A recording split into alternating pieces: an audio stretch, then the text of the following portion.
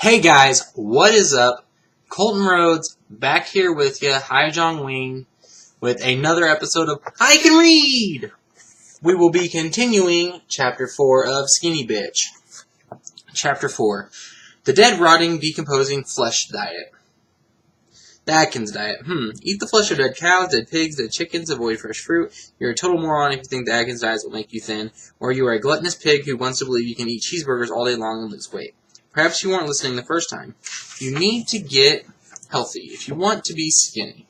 Eating carcasses all day while avoiding fruit is a recipe for disaster. Of course, if you stop eating refined carbohydrates, you will lose weight. That's part of the Atkins diet actually works. However, most of the weight you lose is water weight. You see, when our bodies metabolize protein, found in the high amounts of meat and dairy, nitrogen waste is released in the form of urea. Urea is a toxic and must be passed out of the body through urine, so the high-protein diet isn't ridding your body of fat, it's just serving as a diuretic, making you pee more to flush out the toxic urea. But whether you lose this piss weight initially is inconsequential. You'll be a fat, unhealthy, bloated pig if you live this way.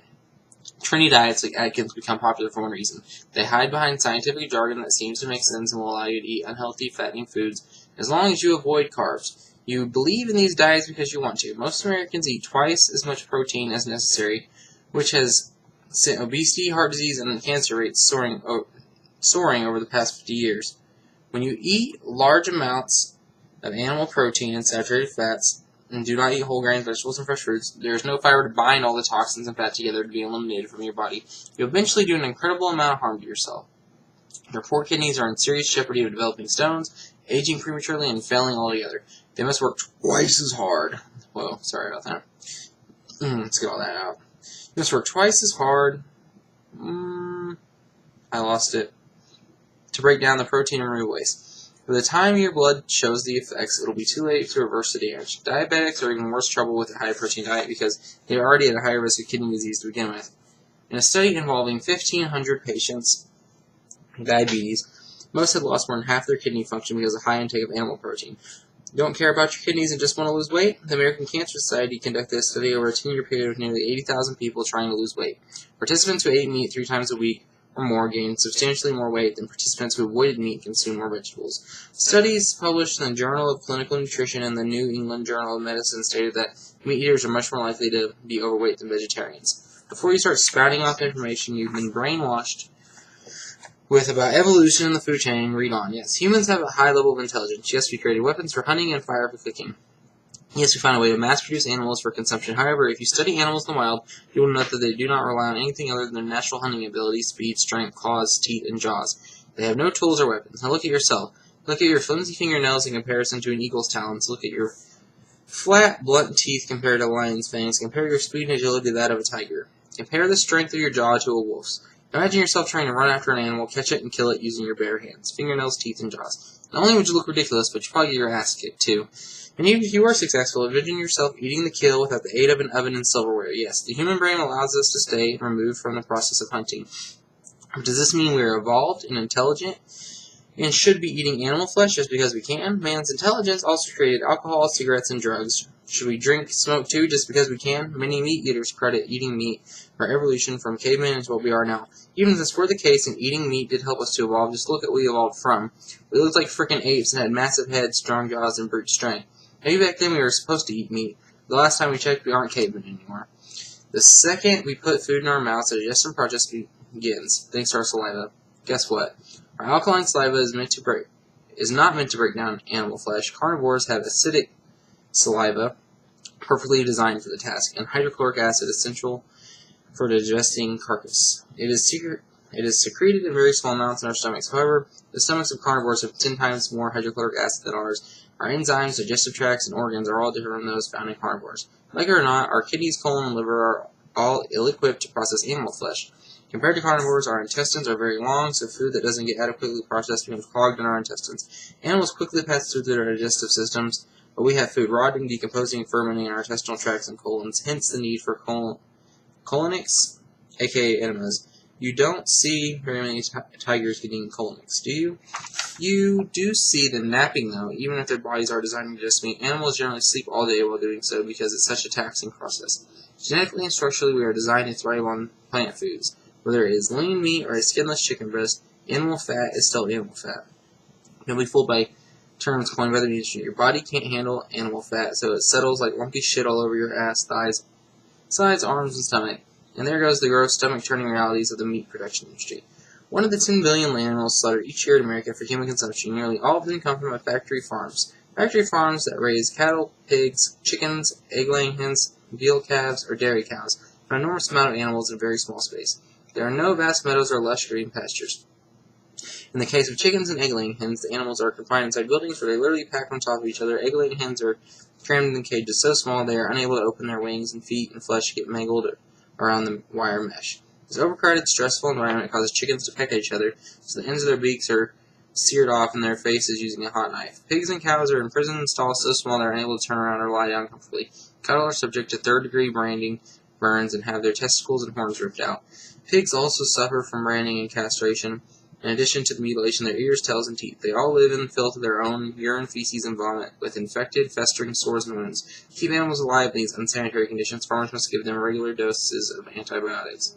Half of all the antibiotics made in the United States each year are administered to farm animals, causing antibiotic resistance in the humans who eat them. A study at the University of California, Berkeley, linked eating beef to urinary tract infections in women. Just happens that most common infectious diseases in women, UTIs, you do the math.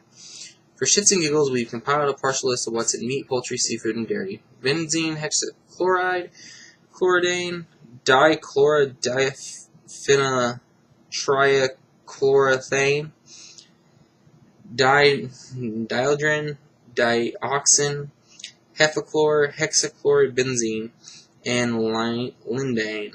Of course, perhaps that's why eating meat has been linked to obesity, cancer, liver, kidney, lung, reproductive disorders, birth defects, miscarriages, and nervous system disorders.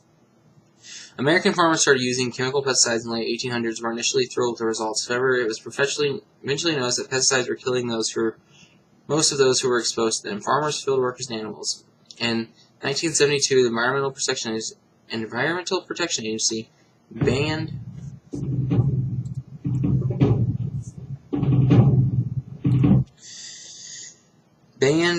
DDT, but the pesticides that followed were even worse. BHC is 19 times more carcinogenic than DDT. Chloridane is 4 times more.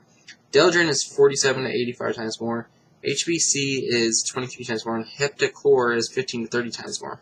By the late 1980s, of the 440 endangered animal species, more than half were threatened with extinction. The government finally called a ban on the production and use of the other pesticides, but this didn't stop the pesticides from reaching our food supply.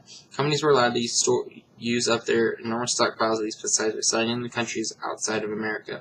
Apparently, it was acceptable to poison people and animals as long as they weren't American.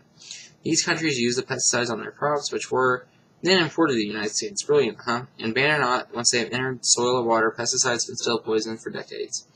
Once widely and used herbicide, glyphosate,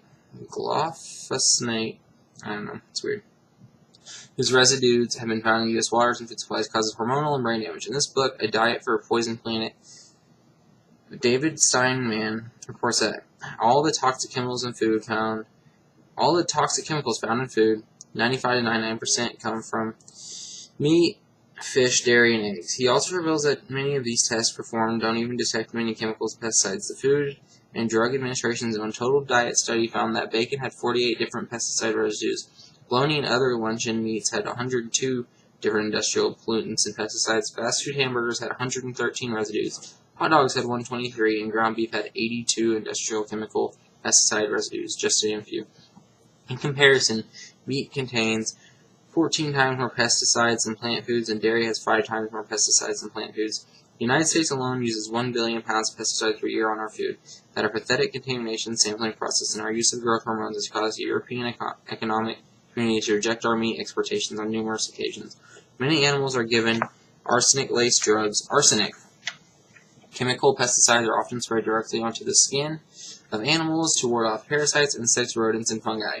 In addition, these animals are given food treated with pesticides. On factory farms, bigger is better, more meat, more milk, eggs mean more money for the farmers, so to grow them larger, to have them produce more, animals are given steroids and growth hormones. But what is happening to the people who eat all these fattened animals? Young girls are experiencing an early onset of puberty at an epidemic proportions. Many scientists attribute this to all the hormones in chicken, meat, and milk that are forced upon children. Basically, every time you consume factory farm chicken, beef, veal, pork, eggs, or dairy, You're eating antibiotics, pesticides, steroids, and hormones. This is worth repeating. Every time you consume factory farm chicken, beef, veal, pork, eggs, or dairy, you are eating antibiotics, pesticides, steroids, and hormones. Now you might be thinking, who cares about all this pesticide cancer shit? I just want to get skinny. Ever been on the pill and gained weight? Ever gained weight from having fertility treatments? Well, eating animals that are given hormones has the same effect when you're taking these directly. According to Dr. Paula Bailey-Hamilton, author of the Body Restoration Plan, antibiotics alone can account for weight gain in animals. She also states that toxic chemicals used in food production are fattening. Whether it's in the pesticides for growing crops or the chemicals given to animals to fatten them up, they alter the body's metabolism in a way that causes weight gain. Having studied animals and humans, she discovered that low doses of toxic chemicals increase appetite, slow metabolism, decrease ability to burn stored fat, and reduce ability to exercise. The FDA listed approximately 1,700 drugs approved for use in animal feed. Of course, these approved drugs, approximately 300, include weight gain in their description. However, in their book, Animal Factories, Jim Mason and Peter Singer discloses an estimate of 20 to 30,000 different drugs actually being used. We constantly hear the snobby declaration, I don't eat any red meat, I just eat chicken. Well, now you know, chicken is just as bad for you as cow or pig. In fact, it might even be worse. According to the American Journal of Epidemiology, eating chicken and fish is linked to colon cancer. Researchers examined eating habits of 32,000 men and women over a 6-year period, and then monitored emerging cancer cases for the next 6 years. Among the participants who generally avoided red meat but ate white meat less than once a week, colon cancer risk was 50% higher than those who avoided both kinds of meat. Those who had white meat at least once per week or more had a 3-fold higher colon cancer risk. Researchers at the National Cancer Institute found that grilled chicken to have high levels of heterocyclic amines, carcinogens that are formed when animal proteins are heated. With 480 nanograms of heterocyclic amines per gram, grilled chicken registered 50 times higher than beef. Do not be lulled in the false security that our government keeps food safe.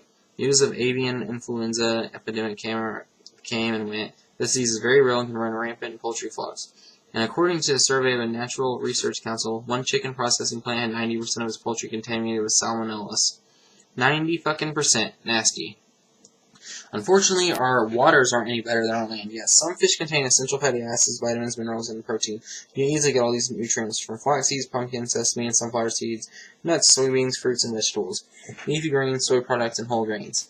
Fish and other seafood contain high levels of contaminants from industrial and environmental pollutants, waste products, and pesticide residues from farms. Also present in fish and seafood are high levels of mercury and PCBs, which are well absorbed by the body. Other notables are BHC, chloridane, DDT, dialpharin, heptachlor, and dioxin. These chemicals can cause neurotoxicity, which impairs a person's mental state and ability. The human body contains acetylcholine, a naturally occurring chemical that helps impulses pass from nerve to nerve. Once the impulse is passed, the chemical is no longer needed and is actually harmful if it remains. So our bodies produce an enzyme, cholinesterase, which rids us of the unwanted acetylcholine. Pesticides inhibit our ability to produce cholinesterase, which causes a buildup of the now dangerous acetylcholine. Mercury is a suspected carcinogen and can alter immune function, raise blood pressure, cause blindness or paralysis, increase the chance of cardiac mortality, and is known to reduce fertility and virility. It can also inflict permanent brain damage on fetuses, infants, and children. Appetizing, huh? Have some mercury poisoning with your ahi tuna? How about some trichinosis with your pork? Don't forget a side of salmonella with your eggs or chicken. You certainly don't want to leave out an order of mad cow disease. Think about what you've been eating, what we call salmon, hamburger, steak, chicken, bacon, sausage, ham, roast beef, salami, bologna, turkey, hot dog, and duck are actually decomposing, rotting animal carcasses. Bon appetit. Closing your eyes to the problem will not make it go away. You don't want to see it, but you'll eat it. So yeah, if you want to get skinny, you've got to be a vegetarian. Someone who doesn't eat dead animals or seafood. Quit whining. We all weren't raised by hippie, crunchy granola parents on vegetarian communes. Growing up, we both ate meat all day, every day. We scoffed at tofu and spit on vegetables. Really, Kim's addictions included such delicacies as corned beef hash, canned Vienna sausages, and daily Big Macs. Every single day in 1992, Rory ate ham, egg, and cheese sandwich for breakfast, followed by a bacon double cheeseburger, fries, and a soda for lunch. Dinner was always a dead chicken, fish, cow, or pig. Now, granted, we didn't give up meat just to get skinny. We both became vegetarians after learning of the treatment of farm animals.